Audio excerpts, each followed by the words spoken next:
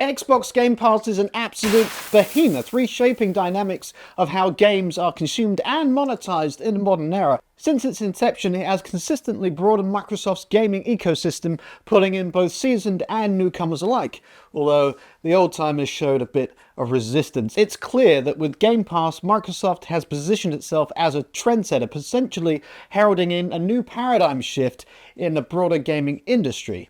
But this wasn't Microsoft's first rodeo. Microsoft has attempted to do this before, many times over. Let's go back into Microsoft's first foray into gaming. Okay, that's a little bit too far. Let's jump forward a bit. The year is 1995. The world was going crazy for Rachel's new haircut, doing the Macarena, and slapping themselves silly watching The Fresh Prince of Bel-Air. But Microsoft were cooking away in the background working on DirectX. DirectX probably deserves a video in its own right, but it marks Microsoft's first step into modern gaming.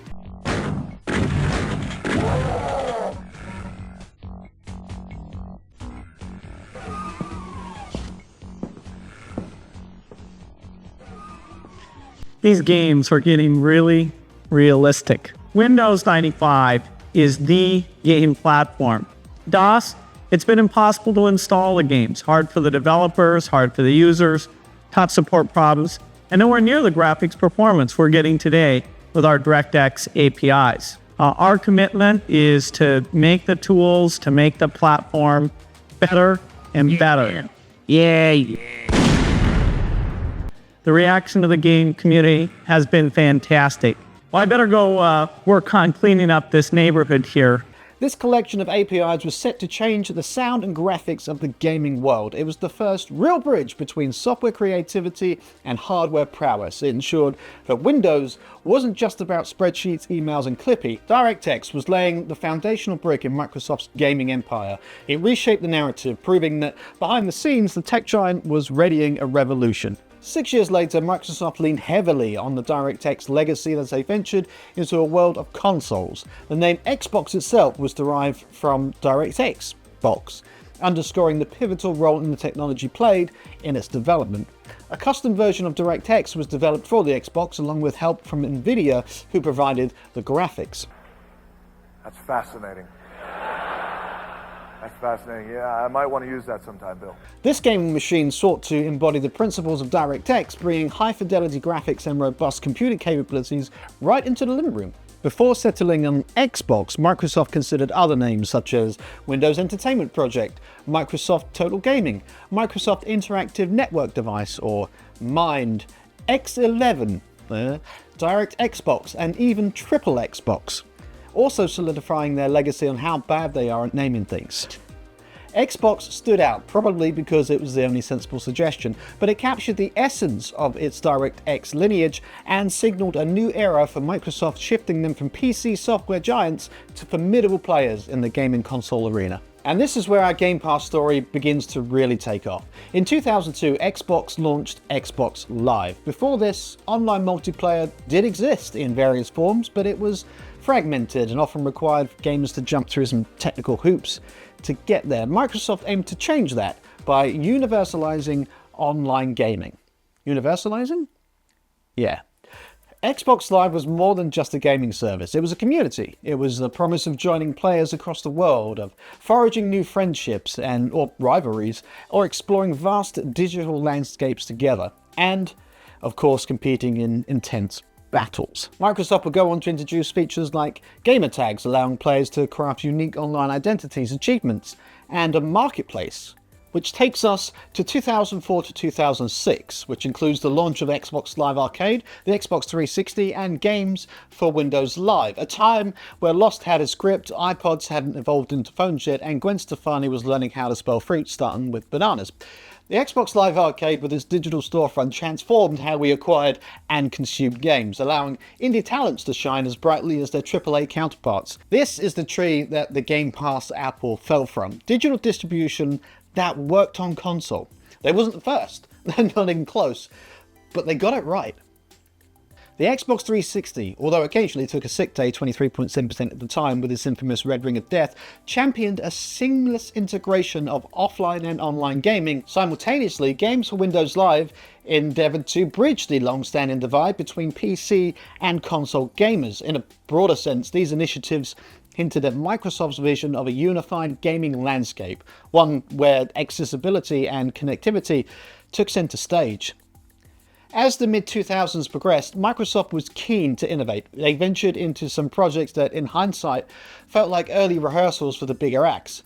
One such venture was the ultra-mobile PC games. The idea was pretty bold at the time, bringing games to smaller, touch-centric devices, making PC gaming truly portable. This was at least 5 years before we even got a hint of the iPhone or Android, but ultra-mobile PC games lacked the finesse and user adoption required to make a significant impact. On another front, Microsoft introduced XNA, a framework designed to help indie developers and students bring their gaming visions to life with less hassle. A slew of games were developed with XNA over the years, and some, like Fez, Stardew Valley, and Super Meat Boy, became beloved indie hits, earning acclaim and showcasing the potential of the tool.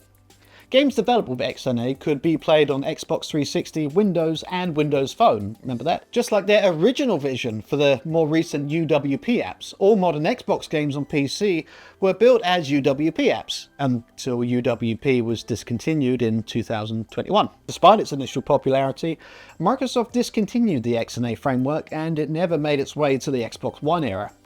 Both these initiatives, while not achieving blockbuster status, signaled Microsoft's aspirations.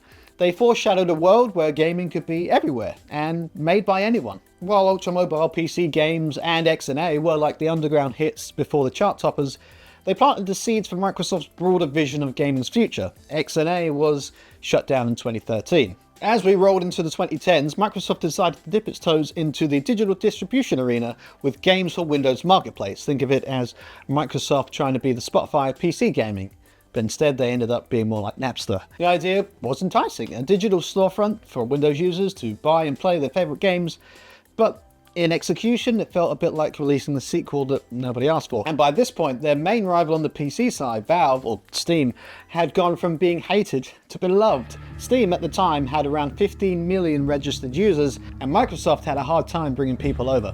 Now, the marketplace had its moments, but in the grand stage of digital game stores, it often played second fiddle, a B-side track overshadowed by the more popular hits. Steam was the A-side.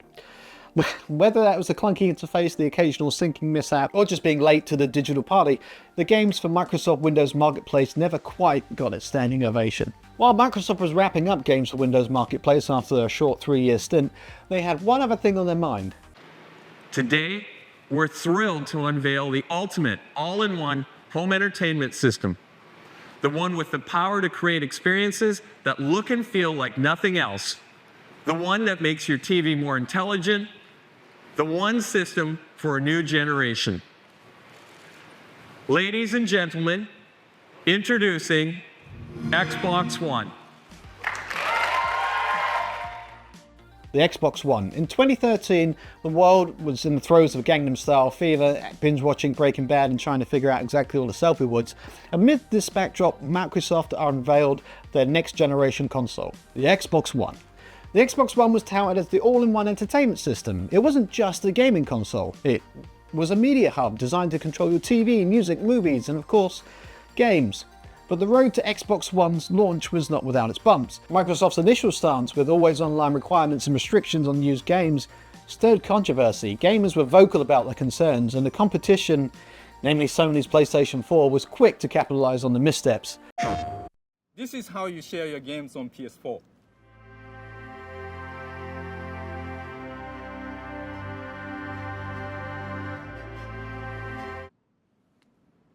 Thanks. The narrative around Xbox One's launch became much about its policies as its capabilities. Recognizing the backlash, Microsoft swiftly made changes and reversed many of their contentious policies and shifted their focus back to games. In retrospect, the Xbox One era was a period of growth, learning and evolution from Microsoft. It was a time when they listened, adapted and innovated, laying the groundwork for the next chapter in their gaming saga. Just over 3 years prior to the launch of the next Xbox, in 2017, Microsoft announced Xbox Game Pass. This 2017 version of Game Pass is very different to what we see today. Xbox Game Pass started with over 100 titles in its library. The initial reception was positive, but these games were mostly Xbox One and backwards compatible Xbox 360 games. It wouldn't be until a full year later, in January 2018, that they made the landmark announcement: all Xbox Game Studios titles will be available on Game Pass on the day of their global release. This meant that subscribers could play the latest and greatest titles like Forza Horizon 4 and Halo Infinite on launch day as part of their subscription. Yeah, things got serious. In the vast tapestry of Microsoft's gaming endeavours, there were bold visions that sought to redefine the landscape. The digital storefront of Xbox Live Arcade, while revolutionary, faced hurdles in its quest to transform game acquisition. Games for Windows Live, despite its noble intent, grappled with syncing issues, clunky interface, and, well, just mainly the towering presence of rivals like Steam. The ultra-mobile PC games, though ahead of its time, lacked the finesse to truly captivate users. XNA eventually found itself lost in transition to newer console generations, but from the ashes of these failed services rose Xbox Game Pass. It wasn't just another service, it was a culmination of lessons learned, of understanding the pitfalls and potential of its predecessors. Game Pass didn't just offer games, it offered a vision, refined by the trials of the past. It recognized the value of accessibility and the importance of a diverse library, and the need for a seamless user experience. With the addition of Game Pass for PC in 2019, Microsoft finally built the golden bridge between their two biggest platforms, and also bringing some amazing Xbox user experiences to the PC side. Today, Game Pass stands as a beacon of success, not just because of its own merits, but because it embodies the spirit and lessons of all the services that paved its way for its existence. Steam isn't scared yet, but it is paying close attention to what Microsoft is doing. Game Pass is dominating right now, and Microsoft, with acquisitions like Blizzard, seems to be buying everything to do with gaming. I'm pretty sure they want to own the entire industry. And if you're buying an Xbox Series X or Series S, you don't really have a choice but to go with Game Pass. Although now in 2024 it looks like there's no possible way to slow down Microsoft, there's a chance it could do it on its own. Because more frequently, games are being rushed and released unfinished and broken, and they're still being released unfinished and broken on Game Pass. Right now, this is an industry-wide problem, which doesn't seem to exist in any other media. I mean, you wouldn't go to watch the latest Avengers movie where they haven't finished doing the special effects yet, and Spider-Man is just standing in front of a green screen. Oh, and Disney say, "Oh, come back to the cinema in 2 months when we've actually fixed it." Yeah. It's becoming more and more common practice to release games that need major patches or are just broken on release. Occasionally this does happen, and it's always happened. Perhaps, some unique piece of hardware doesn't get tested correctly, or there's some weird configuration with a certain GPU and CPU combination, or maybe it's a small indie company who just, ran out of money and had to get something out before they went bankrupt. But those situations should be rare at worst or infrequent at best. And we seem to be tolerating this a lot more because of Game Pass. We think, oh, it's free, so, we don't mind that it's not completely polished yet. However, if we have this for long enough and we don't start to see the same level of quality assurance on Game Pass that we do on other platforms like PlayStation or Nintendo or even Xbox consoles, gamers may start to have a sour taste in their mouth after they've downloaded a game from Game Pass. The reason this is happening could be for a couple of issues. Either Microsoft are pushing for tighter deadlines for games to be released on Game Pass, although we haven't really seen any evidence of that yet. Or what's more likely is that game developers just don't care anymore, because they still get their revenue based on how many times the game is downloaded, whether it works or not. And the developers won't have to worry about refunds on Game Pass because there's nothing to refund. It's all part of your subscription. This is going on right now, and even last year with Forza Motorsport and City Skylines 2. Over the past 5 years, Microsoft have rocked the game industry with Game Pass and the acquisition of Blizzard. And right now, they've got a few goodwill points from happy gamers. But let's just hope in the long term they can fix these quality issues with Game Pass, for PC at least, and keep us all happy. In the comments, let the people know if you're happy with unfinished games being released on Game Pass, or if the developers and publishers should wait and delay the game until it's ready, although that didn't quite work for Cyberpunk.